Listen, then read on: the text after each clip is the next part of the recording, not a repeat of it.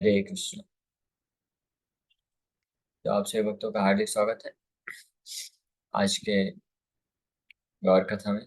तो आज हम लोग चर्चा कर रहे हैं श्री चैतन्य चरितमृत आदि लीला और इसके फोर्थ चैप्टर, जिसका नाम है श्री चैतन्य महाप्रभु के प्राकट्य के आंतरिक कारण, और इसके श्लोक संख्या 208 तक चर्चा किया था।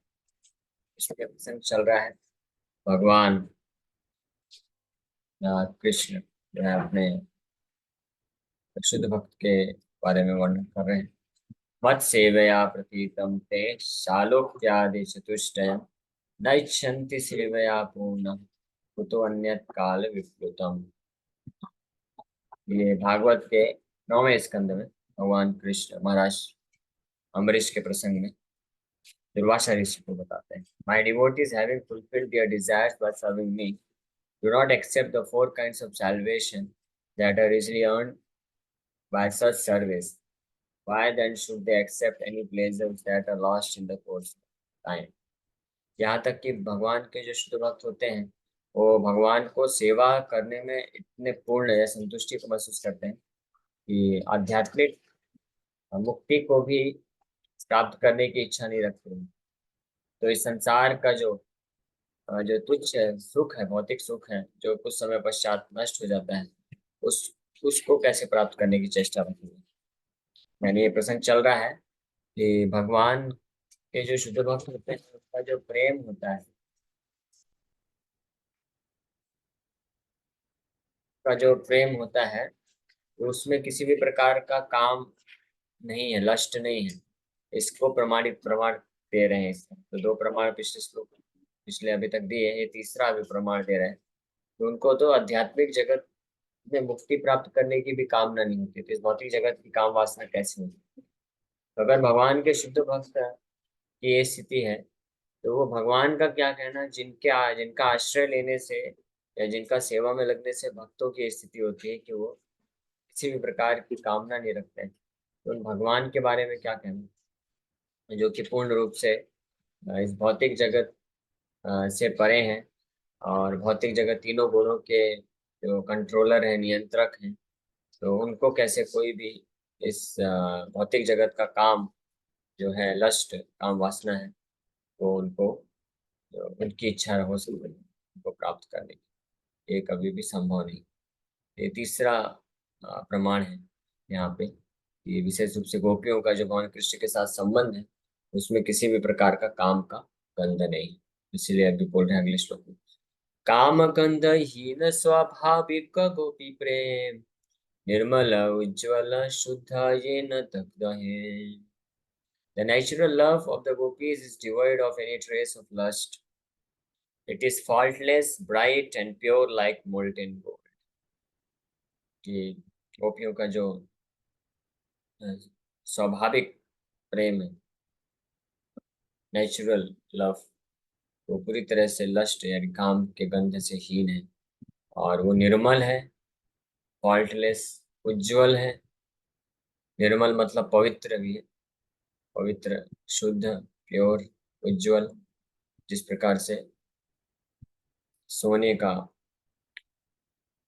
पिघलता हुआ सोना जिस प्रकार से निर्मल, शुद्ध और ब्राइट होता है, चमकदार होता है, उस प्रकार से वहीं दूसरी ओर जो काम होता है, इस संसार का जो प्रेम, इसको प्रेम के नाम से जानते हैं लेकिन है वास्तव में काम, तो वो उल्टा अंधकार, तमोगुणी होता है, अंधकार में होता है।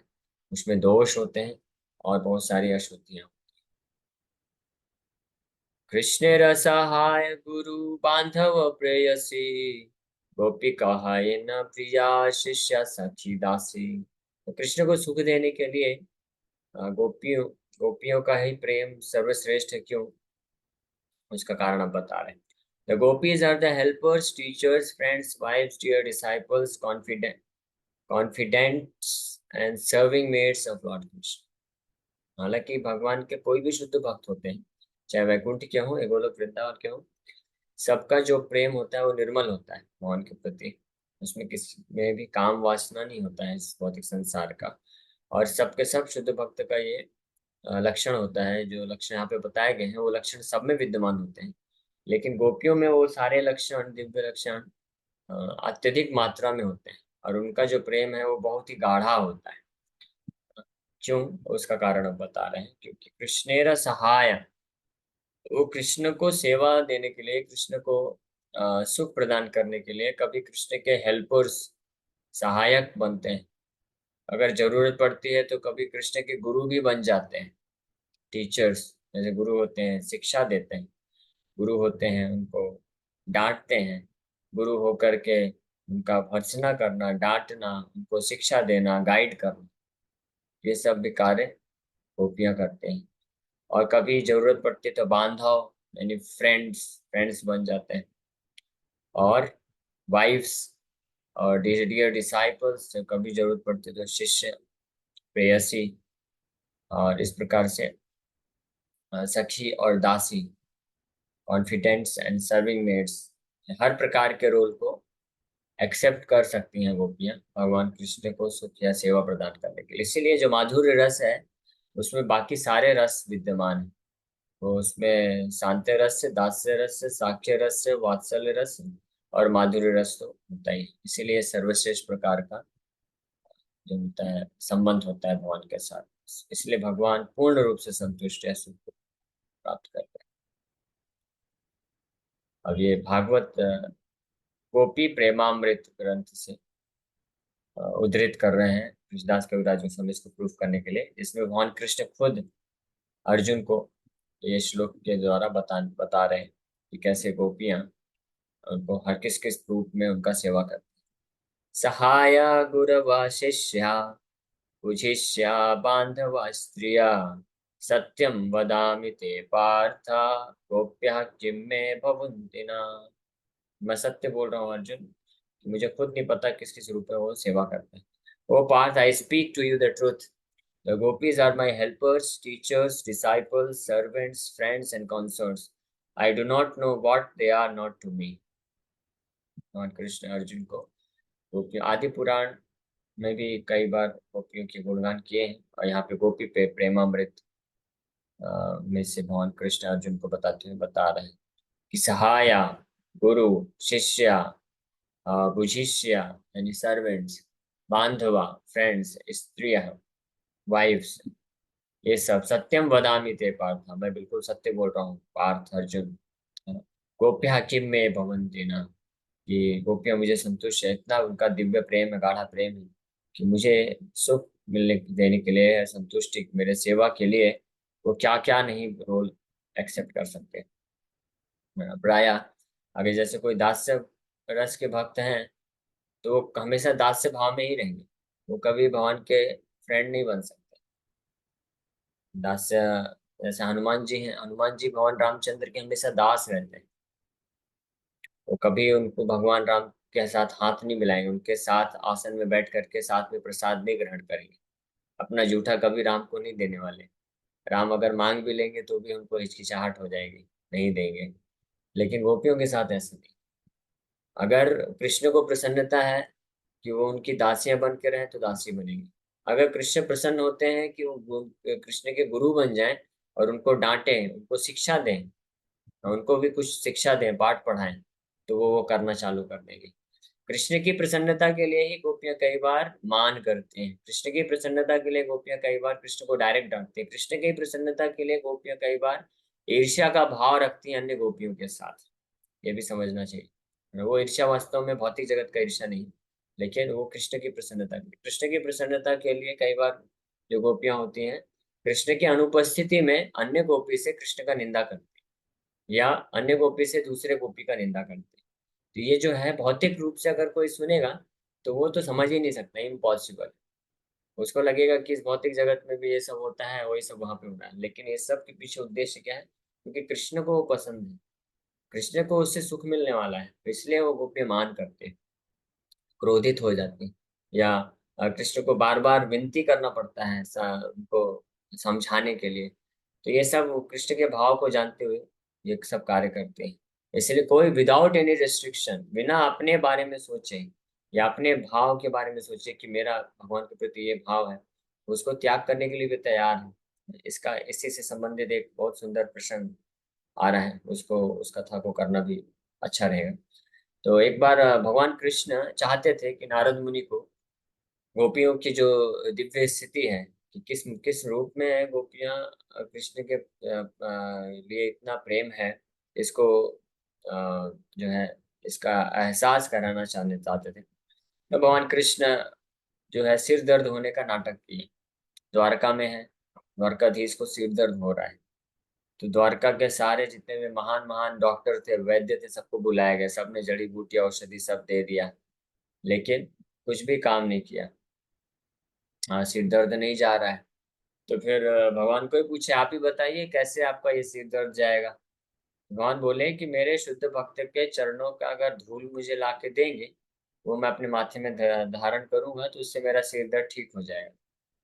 तो नारद मुनि को ये बताया गया कि जाइए भाई, आप ही जानते हैं, आप ही पूरे ब्रह्मांड में भ्रमण करते हैं, तो धूल के लाइए, कोई शुद्ध भक्त हो तो उनके चरणों की धूल लेके आइए। तो नारद मुनि बोले कि इतना दूर क्या जाना है, ये यादव हैं, आप सब भी तो भगवान शुद्ध भक्त हैं, आप ही दे दीजिए।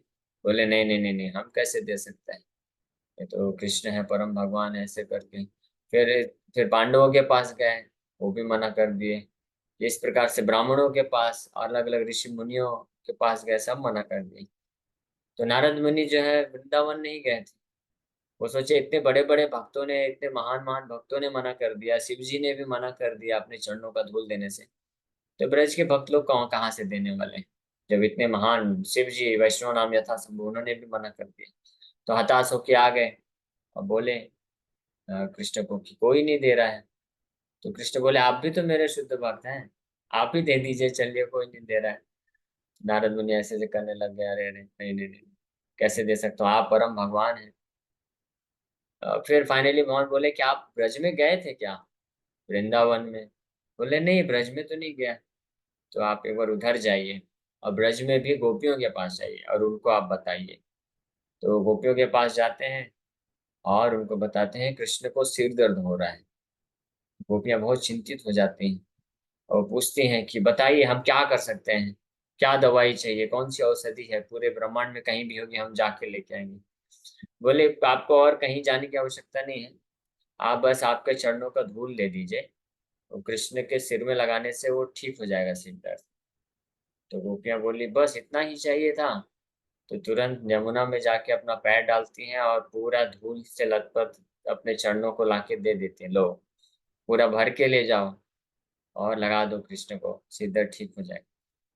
तो नारद मुनि बोले कि अरे आपको पता है आप क्या कर रही हो, वो त्रिलोकपति हैं, हाँ, पूरे ब्रह्मांड के मालिक हैं, परम भगवान हैं। हाँ, उनके चरणों की गंगा, यमुना गंगा में स्नान करके लोग सब पवित्र महसूस करते हैं, उनको अपने चरणों का धूल आप दे रही हो, उसके लिए आपको नरक जाना पड़ेगा, आपको डर नहीं लगता? तो गोपियां बोलती हैं कि हाँ चलेगा, कोई दिक्कत नहीं। अगर इस औषधि से, इससे इस तरीके से कृष्ण के को सिर दर्द अगर 1 सेकंड के लिए भी दूर होता है, तो हम इसके बदले में असीमित काल के लिए नरक में जाकर के यातना भोगने के लिए तैयार हैं।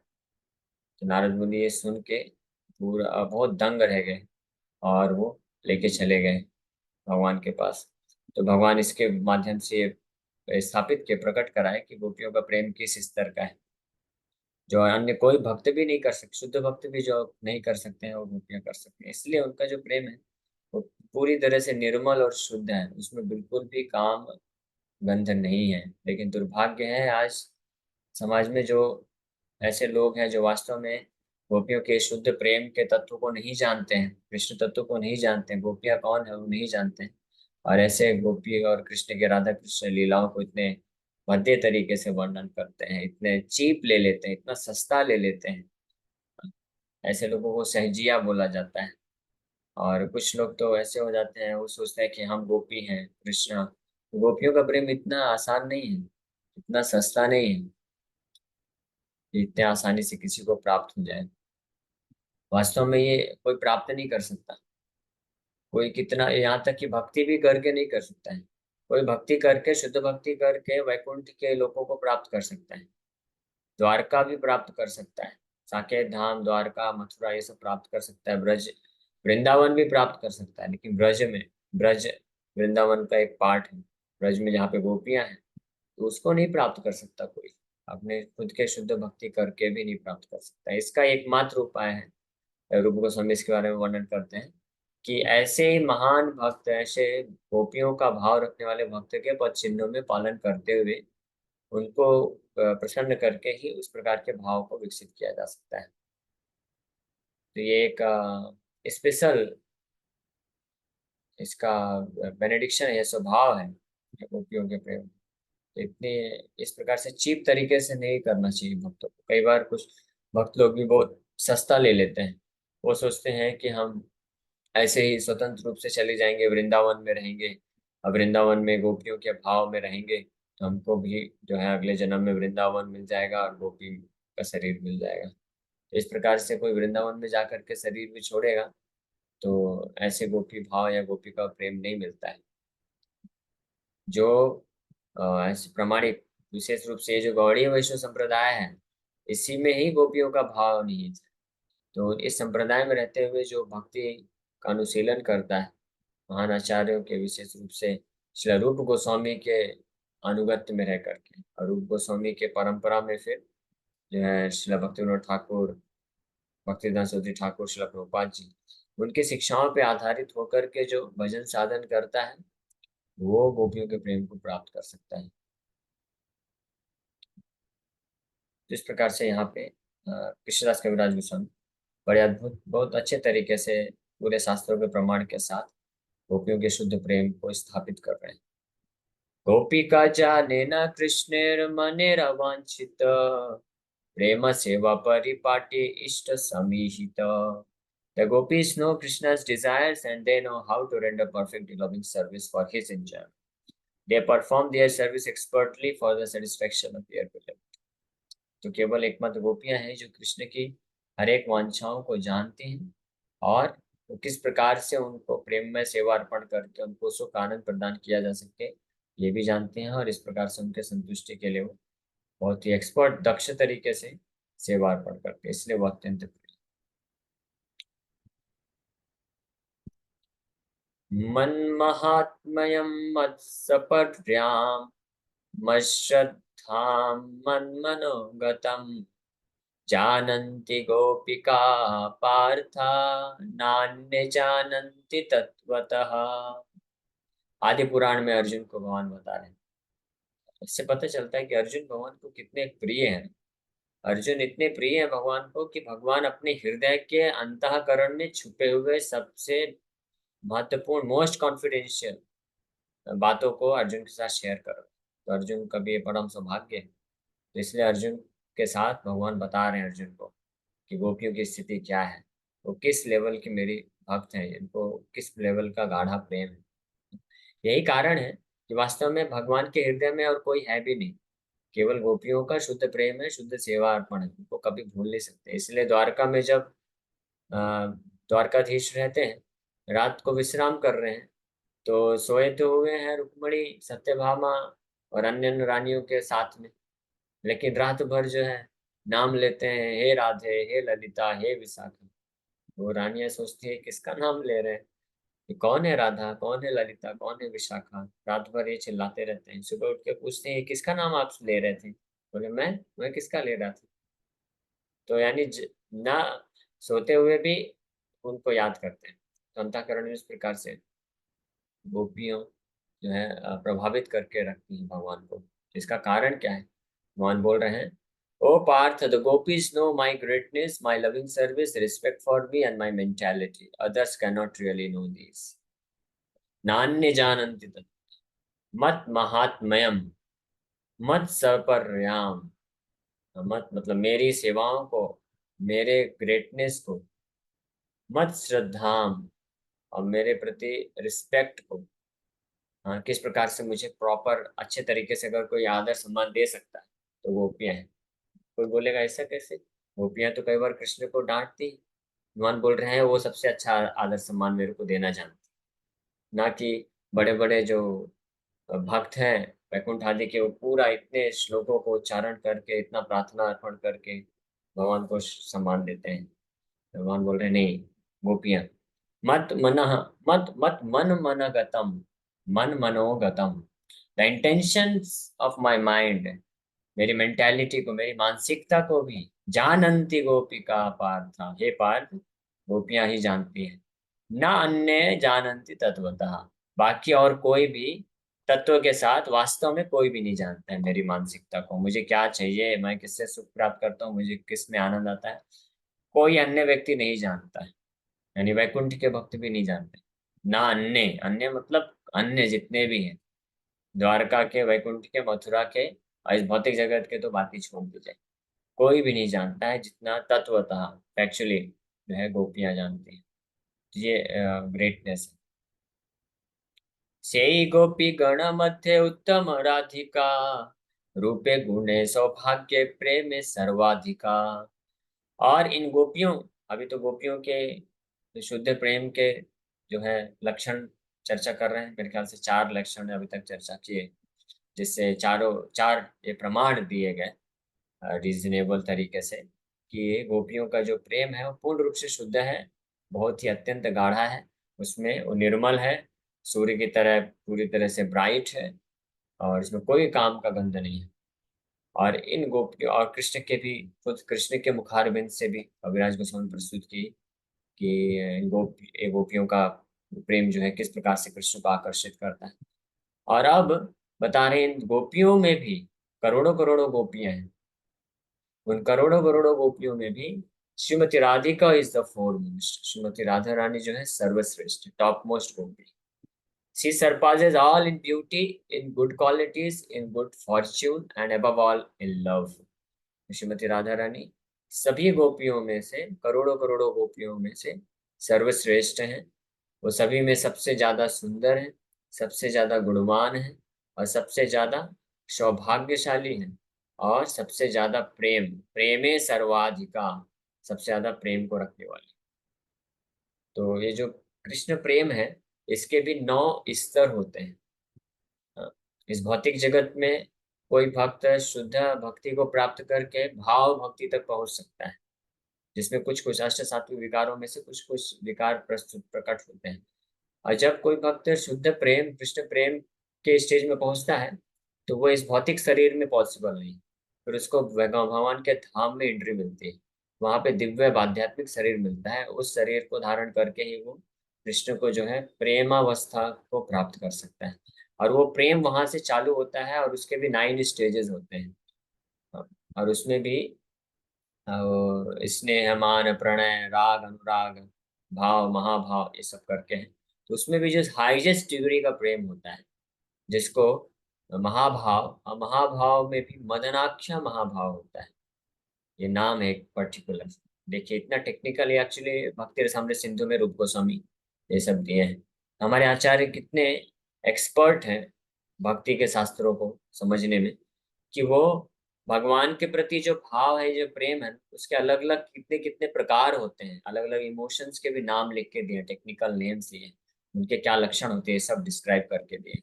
और तिरसामृत सिंधु ग्रंथ पढ़ने से आपको पता चल जाएगा और डिटेल में कितने अलग अलग प्रकार के भगवान कृष्ण के प्रति प्रेम या भाव होते हैं।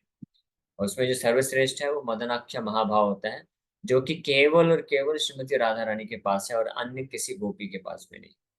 और वो भगवान को अत्यधिक पसंद है, अत्यधिक मात्रा में आकर्षित करता है। इसीलिए यहाँ पे among all the gopis Shrimati Radha Rani is the most exalted, she is the most beautiful, the most qualified, and above all the greatest lover of Krishna, सबसे अत्यंत प्रिय, सबसे सुंदर, सबसे योग्य, और सबसे ऊपर सबसे ज्यादा प्रेम कृष्ण के प्रति रखने वाली श्रीमती राधा रानी।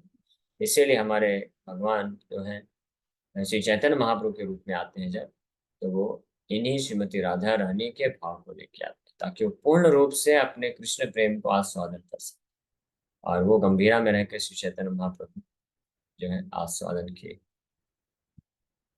So thank you very much, अभी समय हो गया, यहीं हम लोग विराम करेंगे।